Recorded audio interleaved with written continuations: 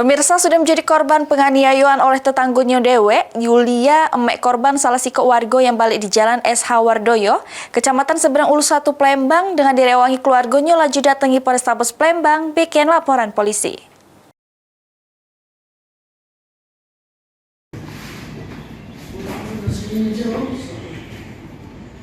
Tidak terima Sudem dianiaya oleh tetanggunya dewek inisial LN, NI, BL, NB, Yulia emek korban salah siko warga yang balik di Jalan SH Wardoyo Gang Duren, Kecamatan Seberang Ulu 1 Palembang.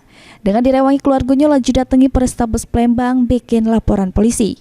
Kejadiannya bermula, anak korban yang diajak ketemuan oleh terlapor inisial NI yang tidak jauh dari rumahnya di Jalan SH Wardoyo Gang Duren, Kelurahan 7 Ulu Palembang.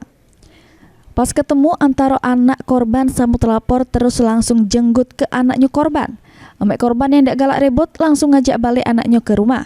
Dan cuma sampai situ, rupanya terlapor datangi rumah anak korban sambil ngoceh-ngoceh langsung narik ke rambut anak korban. Sempat dipisah oleh emek korban, cuma menurut emek korban keempat terlapor ngeroyoi anaknya sama keponakannya.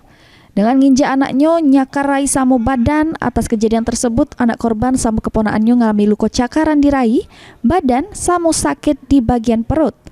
Emek korban juga nambah ke terlapor sama anak korban sudah didamai ke oleh RT, cuma terlapor masih merasa tak senang. Masalah itu sepele, Mbak.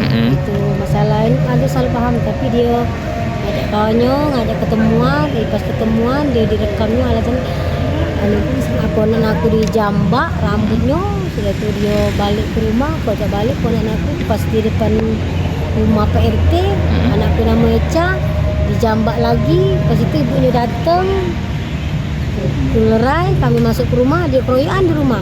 Berapa ngeroyok itu, Bu?